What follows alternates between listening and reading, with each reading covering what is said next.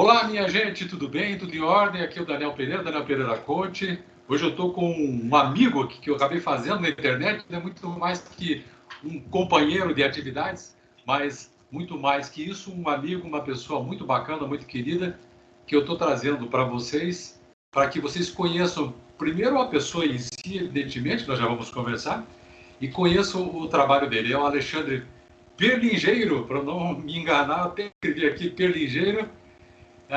E eu quero extrair dele junto aqui com vocês, evidentemente. Quero extrair o máximo possível da experiência dele aqui que pode nos ajudar para o concurso público. Muito bem, seja bem-vindo, meu caro Alexandre.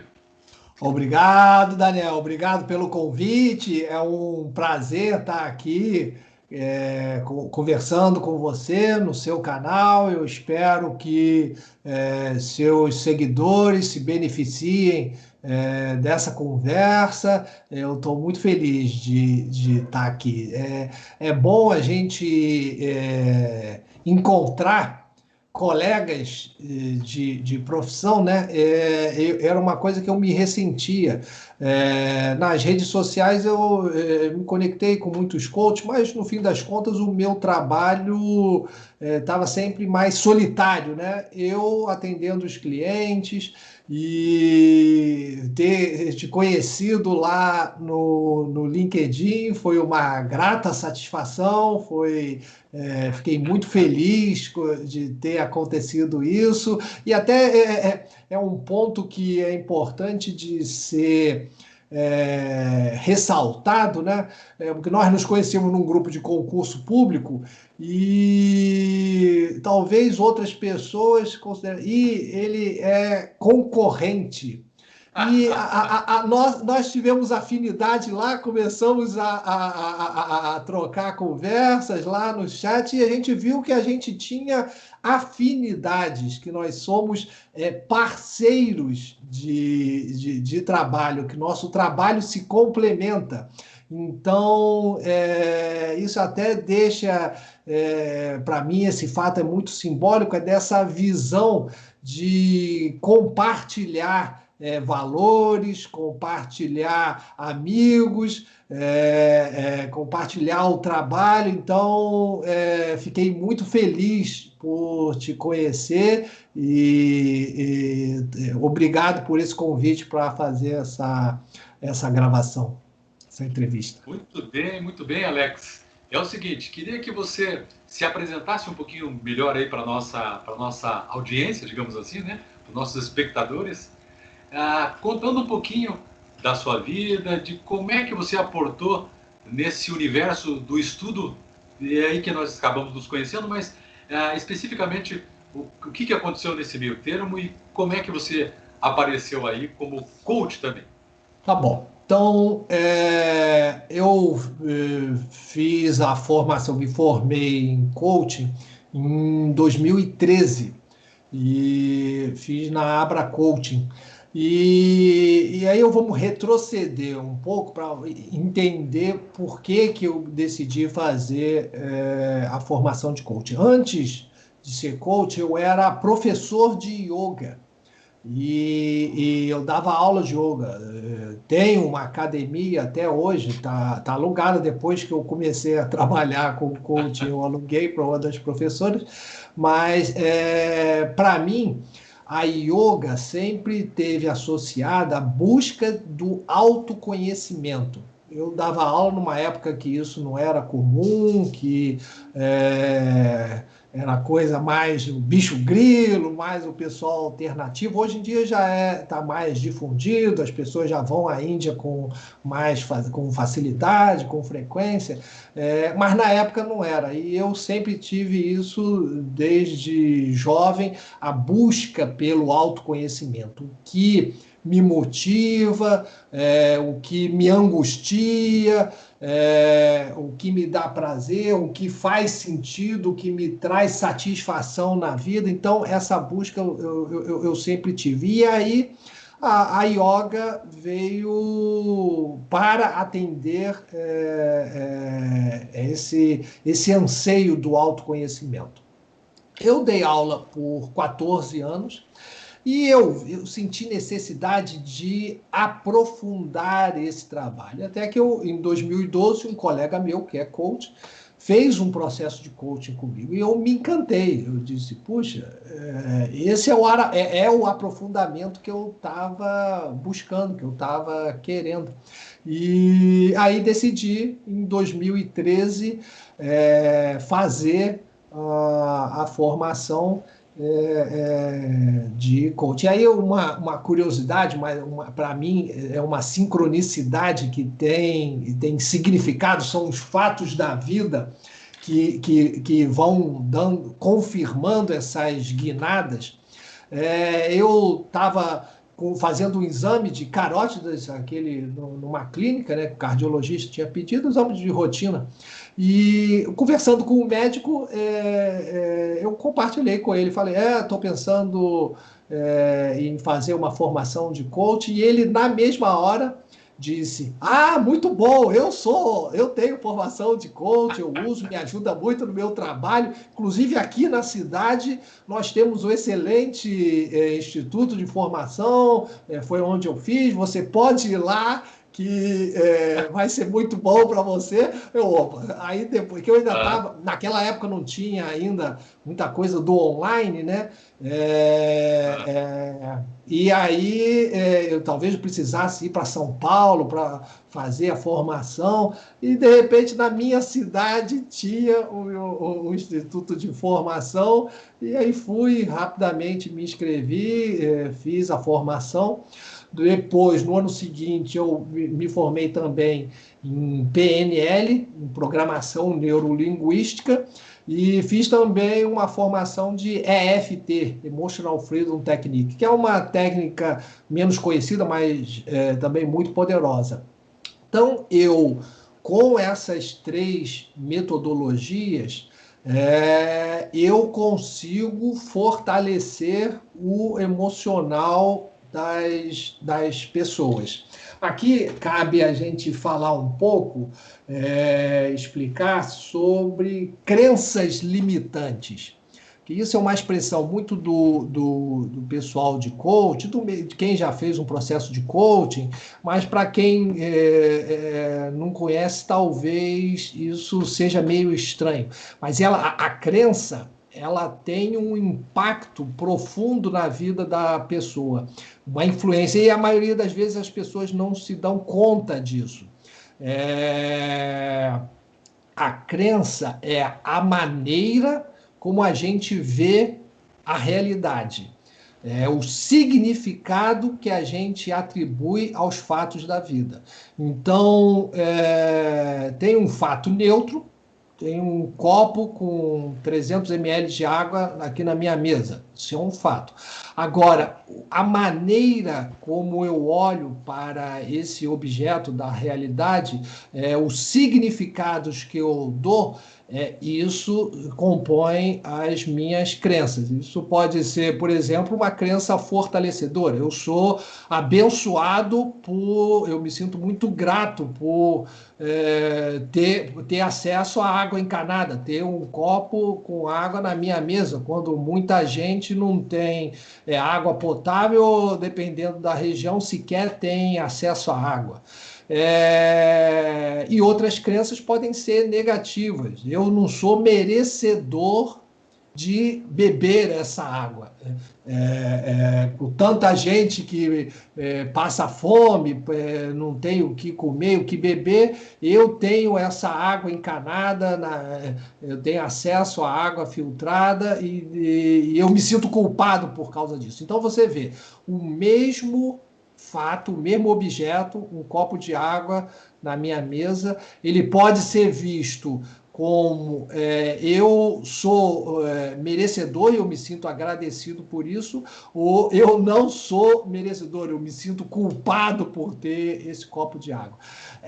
As duas abordagens são radicalmente opostas, e elas vão ter um impacto na maneira como eu me relaciono com o objeto, o copo de água.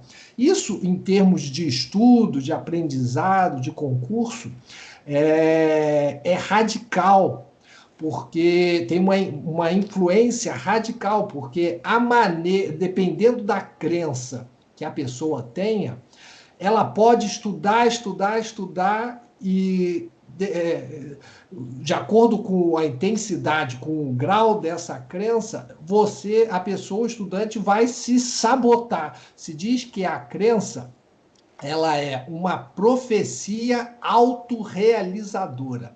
Então, aquilo que a gente crê, a gente tende a realizar. E se a pessoa tem uma crença positiva, do tipo, eu sou capaz de passar no concurso, eu mereço ser aprovado, eu vou conseguir ser aprovado, isso é ótimo, mas muitas vezes o estudante tem uma crença que enfraquece, uma crença limitante. Então, essa crença funciona como um peso morto, que está no inconsciente, como se fosse uma mochila com 5, 10 quilos que você está carregando sem saber. E você está participando de uma corrida carregando aquele peso morto. Então, você tem uma diminuição sensível do rendimento do seu estudo. O meu trabalho todo para aumentar o rendimento dos estudos através da positivação das crenças limitantes. Então, usando essas 3 metodologias, o coaching, a programação neurolinguística, a PNL, e a EFT, eu sou capaz de, em até 5 encontros, positivar qualquer crença limitante, enfraquecedora que o estudante tenha em relação ao concurso. Então, o meu trabalho tem sido, ao longo dos tempos, de fortalecer o emocional, aumentar a autoconfiança das pessoas em relação, na parte do emocional, em relação às provas, ao estudo e às provas.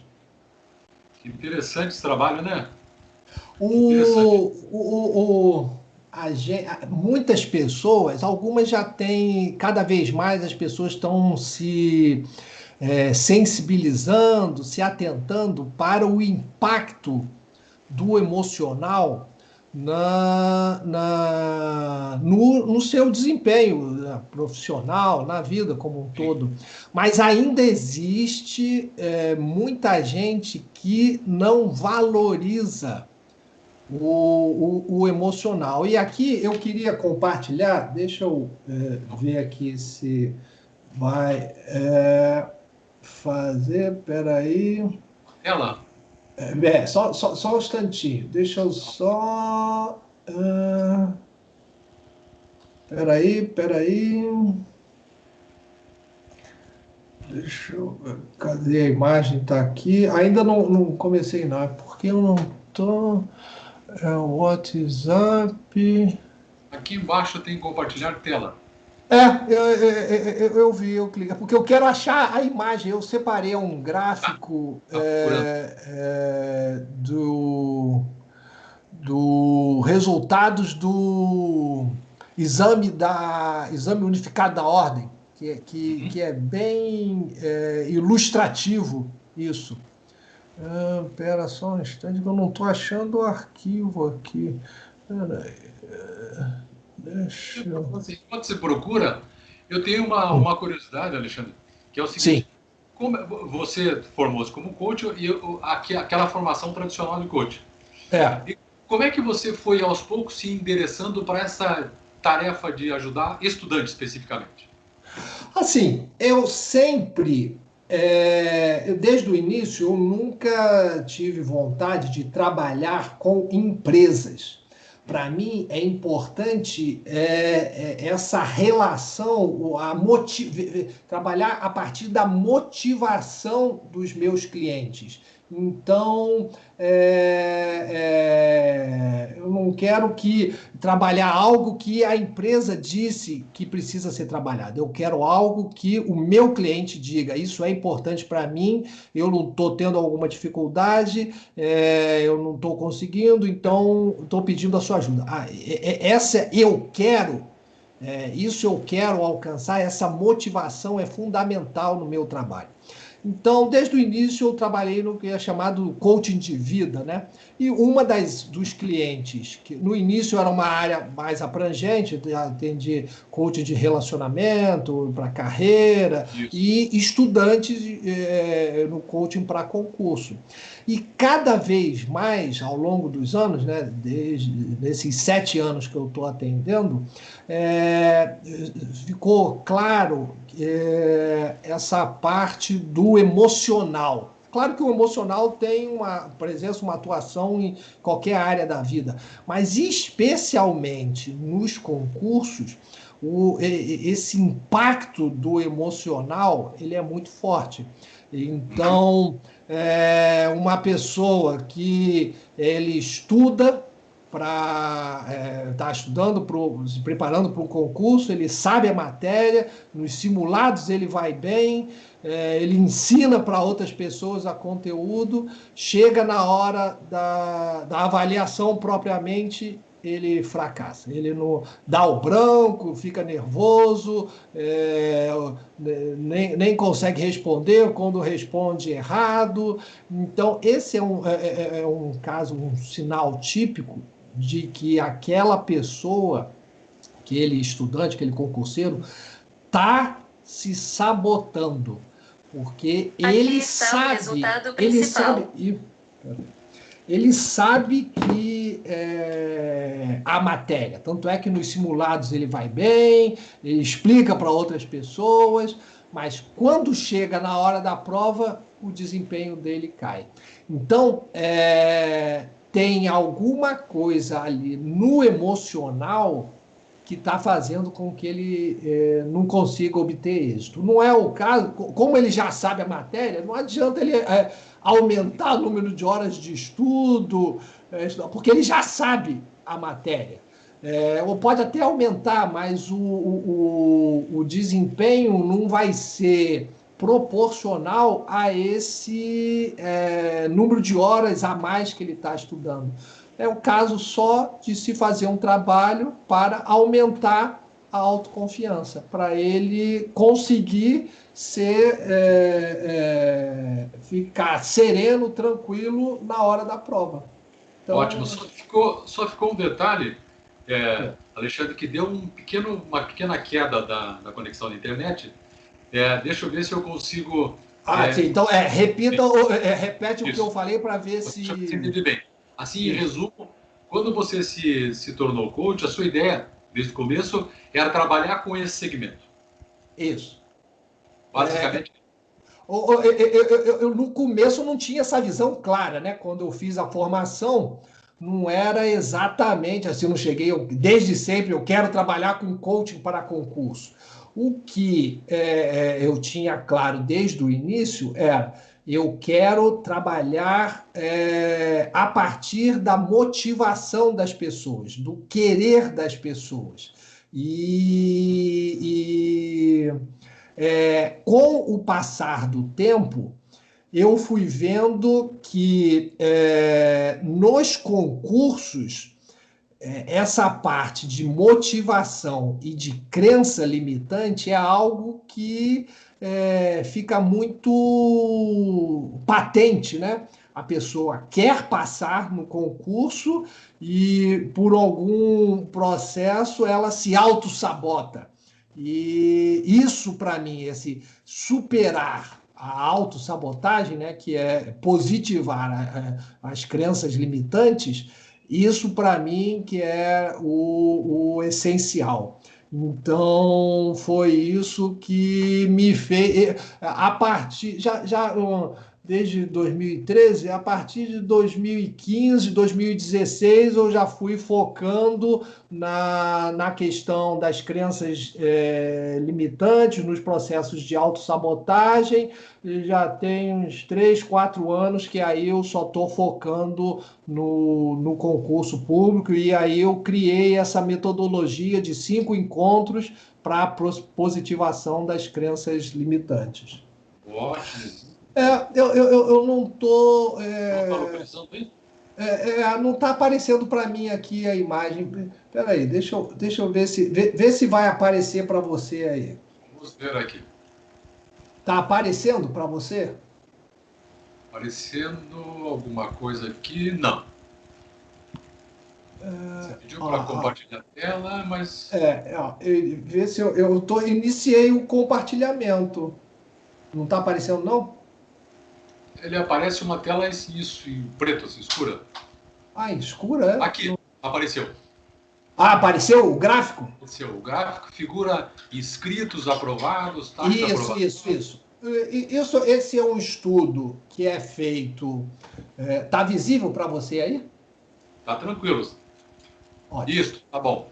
Esse é um estudo que é feito entre advogados, mas que a gente pode expandir nesse assunto para qualquer área, do impacto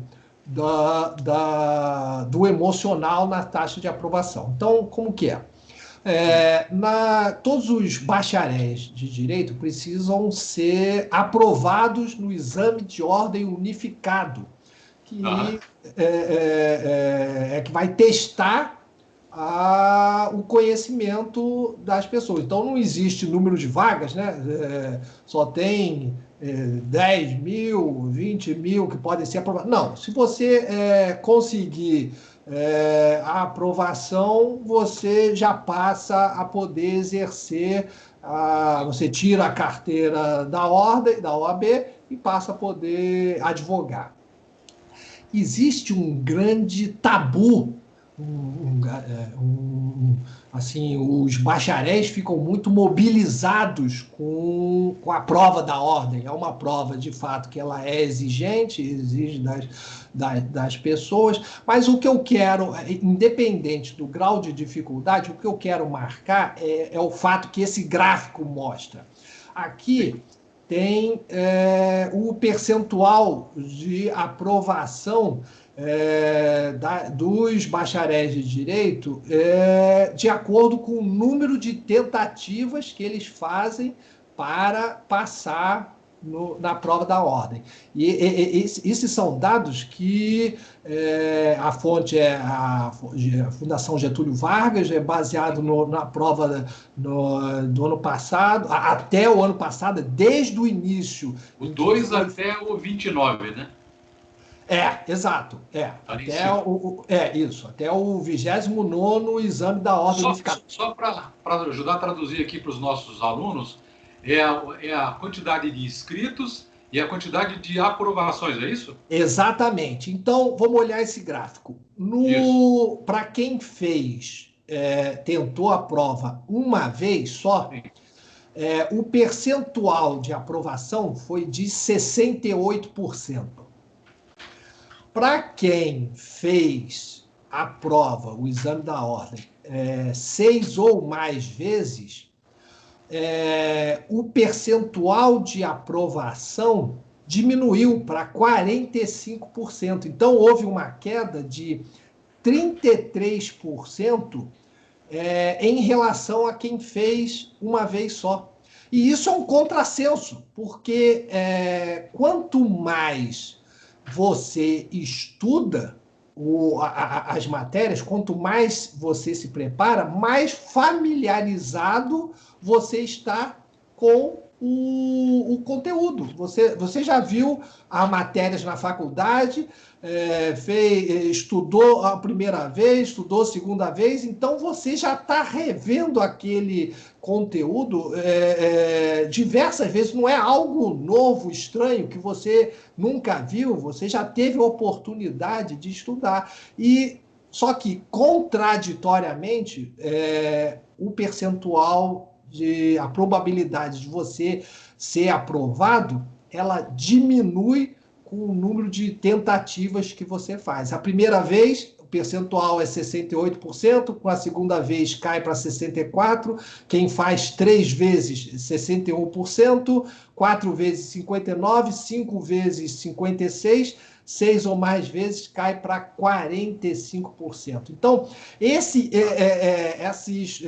bacharel que estudou 6 vezes ou mais, ele já está, o conhecimento, ele já está mais do que sedimentado dentro da cabeça dele. O que faz ele não ser aprovado? O emocional. Você está querendo dizer que cada vez que a pessoa reprova, ela reforça no emocional dela que ela não consegue.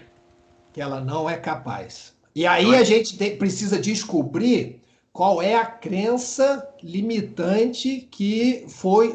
Já pode ser uma crença que já é anterior ao processo de seleção, ao início das provas, do tipo, eu não sou capaz...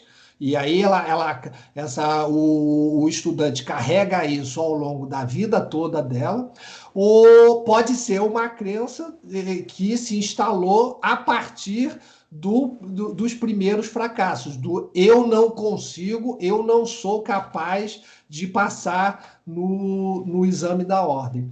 Então, o trabalho que a gente faz é para positivar a crença, para que a pessoa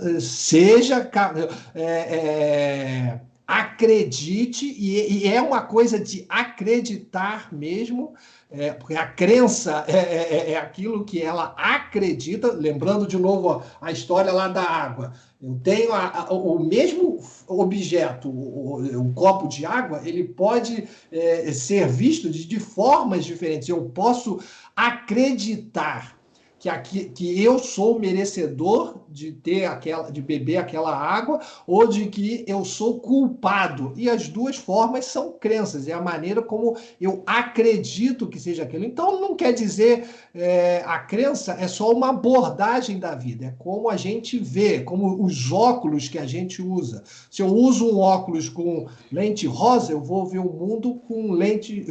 A realidade vai ser rosa. Se eu uso um óculos com lente marrom, a realidade vai ser toda marrom. E a realidade, ela é do jeito que ela é, mas a maneira como a gente vê é isso que tem impacto. Então, esse exemplo, para mim, ele é bastante ilustrativo da importância que a gente precisa dar na questão do emocional. O impacto que as crenças têm em você ser capaz ou não de alcançar aquele objetivo, nesse caso, um concurso. Então... E é interessante isso, porque primeiro o que você traz aqui é um dado colocado... Mensurado, acho que já tem... Mensurado, quer dizer, não tem nada de acho que é isso, acho que é aquilo. Você retirou este dado do Exame Nacional da OAB. Exato. Isso são números que a Fundação Getúlio Vargas divulga de já 29 edições da prova da OAB, considerando todos os aprovados. De acordo com o número de vezes que você tenta, cai de 68% para 45% a taxa de aprovação. E deveria ser o contrário. Se você for pensar racionalmente, se não tivesse o impacto do emocional, essa curva tinha que ser ascendente e não decrescente. Quanto mais você estuda, maior a chance de você ser aprovado, ainda mais que não é uma prova que tem um número de vagas limitado. Basta que você seja bem sucedido, comprove o conhecimento mínimo, você está aprovado. Então, para mim, isso é o mais ilustrativo do impacto do emocional no desempenho das pessoas. E aí não é achismo, não é o que eu acho, não é o que você acha. Aqui é o resultado, são os números que estão mostrando o desempenho dos bacharéis de direito na prova da OAB, e isso para mim é válido. A gente pode expandir isso para outras carreiras também. Obviamente que eu não conheço.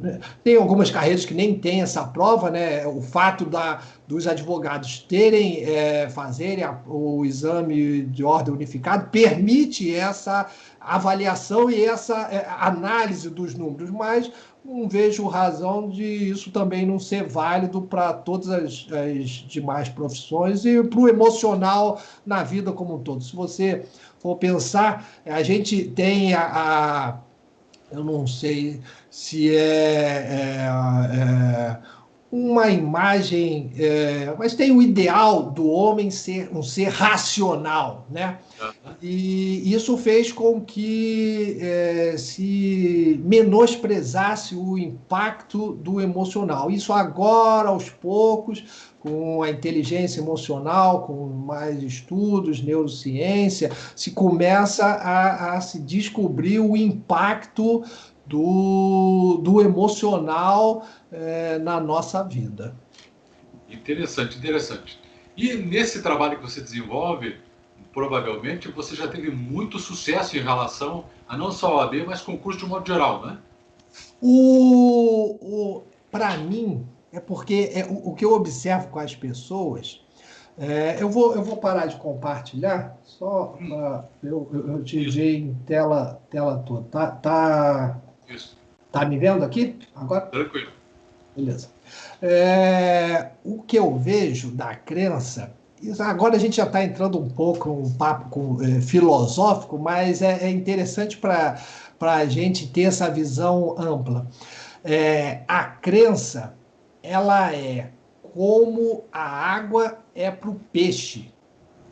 Então, perceba o seguinte, as pessoas não fazem, não se dão conta de olhar, questionar como a vida é. Elas olham para a vida e aceitam, a vida é assim. Só que, na realidade, a vida não é assim, ou não tem que ser assim. Isso é só uma crença. Ou vamos analisar, uma pessoa que fez, eu já tive uma cliente recente que ela fez o exame da ordem, se formou em 2015 em Direito e tentou a prova 6 vezes. E como que ela no final ela já estava assim, estava fazendo ainda, não tinha desistido formalmente, mas já tinha sido reprovada 6 vezes. Então, obviamente que uma crença se instalou ali. E aí ela fica pensando, eu não consigo mais passar na prova da ordem. Só que, se a gente começar então, essa passa a ser a realidade dela. Eu não consigo mais passar na prova da ordem.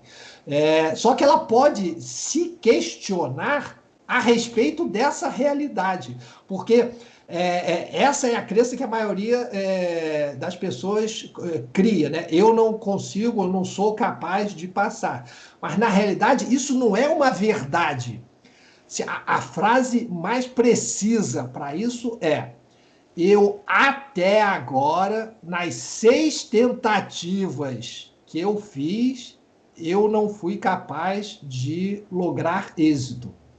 Mas isso não quer dizer que eu não seja capaz na próxima tentativa, na 7ª. O grande problema da crença é que ela pega fatos do passado. Quando eu falo a crença, parece que é algo externo a gente, né? Na realidade é a gente.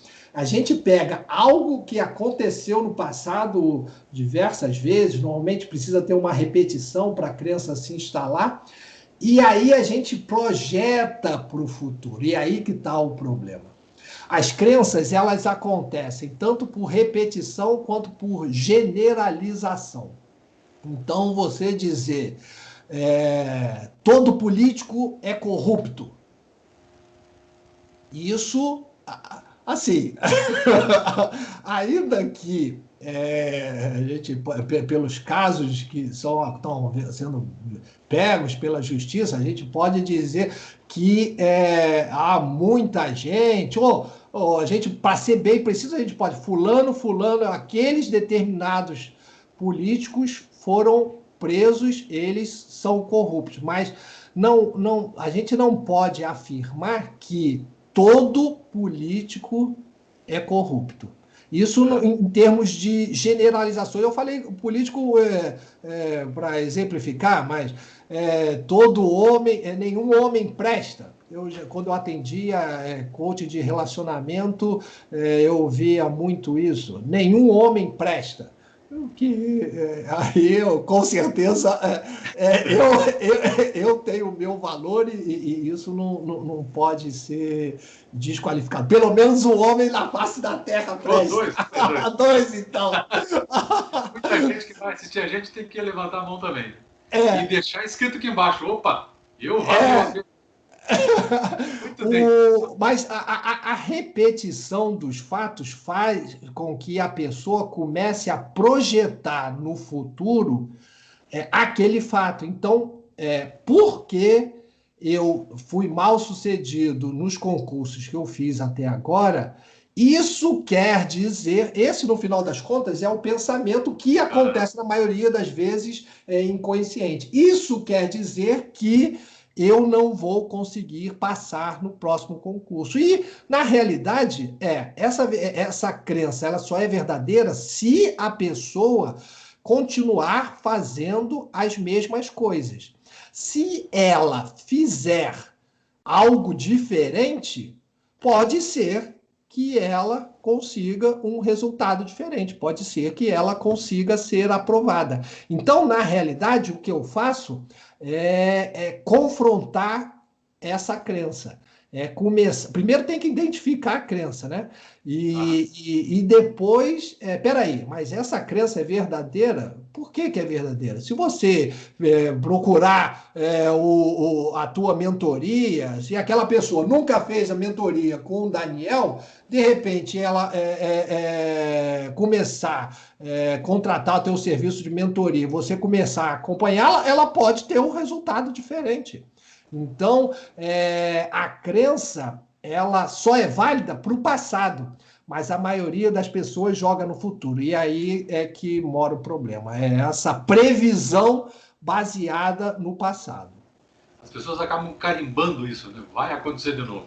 Fica estigmatizado. E aí, mas a tendência é, se ela não refletir sobre a crença, se ela não agir de forma diferente, aí sim há uma grande tendência de se repetir, mas basta que ela haja diferente que ela vai obter resultado diferente. Já dizia o Einstein, que também é outra frase você deve conhecer, é muito comum nos coaches, eu sempre repito para os meus clientes, é insanidade você querer fazer as mesmas coisas e obter resultados diferentes. Para você obter um resultado diferente, você precisa fazer diferente. Então, é só você começar a testar. Eu estava agindo assim, estava estudando dessa forma, estava tendo essa metodologia, obtive esses resultados. Então, agora vou buscar um mentor, vou procurar desenvolver um outro tipo de metodologia de estudo, que aí eu vou ver se eu consigo, eu testo, é uma questão de tentativa e erro. Testar se eu vou conseguir a aprovação ou não. Aí, você me permite mais um comentário que é importante, que isso afeta muito o emocional das pessoas, é a respeito do fracassar, do fracasso. As pessoas confundem falhar com fracassar. Você pode falhar uma pessoa quando está aprendendo a andar de bicicleta, ela cai diversas vezes da bicicleta. Agora, ela falhou naquele processo de andar de bicicleta. Agora, ela só vai fracassar na medida em que ela desistir. O que a maioria das pessoas não se atenta é que no processo de aprendizado, o processo de aprendizado pressupõe a falha. Mas as pessoas não querem falhar. Elas já querem aprender, pegar a bicicleta pela primeira vez e sair andando. Ela exige, normalmente, isso é uma tendência emocional. Olhando racionalmente, de novo, não faz o menor sentido isso. Você não vai esperar que alguém que está aprendendo a andar de bicicleta que não caia nada. Você deve, inclusive, botar capacete, cotoveleira, se proteger das quedas. Mas é esperado que aconteça as quedas. Só que, primeiro, as pessoas não se permitem errar. Segundo desafio em relação ao fracasso, ela associa o fracasso da ação com o fracasso do ser. Então, é o que eu chamo de fracasso ontológico. Ela diz assim, ela junta, né? Ela sobrepõe. Eu não consegui ser aprovado, eu fracassei nisso com eu sou um fracassado. Veja bem que são duas coisas distintas. Eu ter fracassado nesse objetivo com eu ser fracassado. E isso, talvez, muitas pessoas não atentem, mas isso tem um peso muito grande, porque se você diz eu sou assim, você está dizendo eu nasci assim, eu estou assim, eu vou morrer assim. O ser... selando o destino, né? Completamente. E é importante a gente questionar esse pensamento. Então, ninguém é de um único jeito. O ser humano, ele tem a capacidade de poder escolher a forma que ele... entrando um pouco na filosofia, mas eu gosto muito desse assunto, já tinha um filósofo grego, Heráclito, ele dizia, o ser é fluxo. Nós somos como um rio que corre. Inclusive, é impossível você tocar no rio, no mesmo rio, duas vezes, porque a água já vai ter passado. No nosso corpo, todas as células se renovam a cada 7 anos. Então, o corpo que existiu há 7 anos atrás não é o mesmo corpo de hoje. Então, não há esse ser único que é eterno, que é para sempre. Nós estamos sempre em mudança. E isso nos permite ser de diferentes formas. Então, ao invés de a gente estar nesse selo, né, que você muito bem mencionou, nesse destino trágico que enclausura, eu sou assim, eu sou um fracassado, eu sou um perdedor, eu não levo jeito para exatas ou humanas, sempre essas formas únicas, a gente pode pensar que isso é uma escolha nossa. Eu escolho ser assim, e sendo escolha, eu posso escolher de uma outra forma. Eu posso escolher aprender de um outro jeito, aprender uma nova metodologia de estudo. Eu posso, eventualmente, até escolher uma outra carreira, mas isso é uma escolha que define o nosso livre-arbítrio. Então, essa é a essência do meu trabalho, é esse empoderamento em relação ao seu destino. Você pode escolher fazer o que você quiser na sua vida. A base de tudo é o seu escolher. Se você quiser escolher passar na prova, tome as ações que são necessárias para você ser bem sucedido nesse objetivo. Procura o Daniel, melhora na metodologia, me procura, positiva as crenças, mas escolha. Não se coloque numa posição de vítima do ser, vítima do destino em que você não tem mais nada o que você possa fazer. Você sempre pode fazer algo em relação à sua vida. Essa que é a Alexandre, minha mensagem. e é perceptível o quanto você gosta disso, como vocês primeiro expõem bem isso, expõem com bastante proficiência. E olha, o adiantado da hora, que era para ser rapidinho, rapaz, você gosta tanto disso que você irradia isso para quem te ouve. Primeiro, então, de fato, eu não tinha planejado falar tanto, mas como você falou, isso é um assunto para mim empolgante, Apaixonante, né? apaixonante. A maioria das pessoas não se atenta para isso, para o poder de cada um. Quanto que nós somos poderosos e temos condição de guiar a nossa vida, de definir o nosso destino. Então, realmente esse é um assunto muito querido, tá? É a base do meu trabalho e eu fico realmente muito empolgado. Desculpa por ter me alongado, obrigado mais uma vez por essa oportunidade. Eu vou tomar essas últimas palavras tuas como considerações finais, porque o assunto realmente é bastante apaixonante. Eu queria que você deixasse aqui conosco, de modo geral, como é que as pessoas te acham na internet, porque hoje é tudo pela internet, né, Alexandre? Bem, eu tenho, tudo é Alexandre Perlingeiro. Se botar Alexandre Perlingeiro, eu vou soletrar P de papai, Eco, Romeu, Lima, Índia, Golfe, Gato, Eco, Índia, Rato, Oscar, Perlingeiro. Se botar isso então, no Instagram, tem meu site é perlingeiro.com.br, Facebook. No Facebook eu tenho uma página Concurseiro Zen, também vai lá, você acessa. No LinkedIn, a minha conta Alexandre Ifen Perlingeiro no LinkedIn, você também me acessa, estou sempre postando conteúdos lá. Meu e-mail alexandre@perlingeiro.com.br, então pode me mandar um e-mail que eu vou ter maior prazer em ajudar, e botando isso no Google, Alexandre Perlingeiro me acha com facilidade. Muito bem. Alexandre, eu queria agradecer muitíssimo a sua presença. Nós, como você disse no começo, nos conhecemos aí também nas redes sociais, nas redes sociais profissionais, né? E aos poucos nós fomos entrando em contato, e a gente observa, justamente por conta desse papo todo que nós tivemos aqui, o quanto essa matéria é para você apaixonante. Eu quero agora aproveitar e dizer aqui para os alunos que me seguem, realmente, se você tiver alguma dificuldade, como aqui o professor Alexandre estava dizendo, né?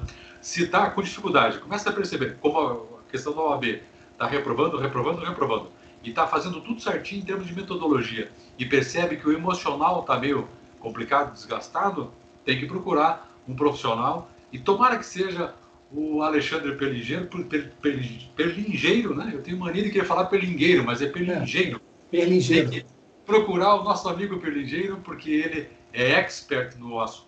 Tá bom, Alexandre? Agradeço. Muitíssimo obrigado e estamos juntos. Beleza? Um abraço. Um abraço. Até mais. Tchau, tchau para todos. Tchau, tchau.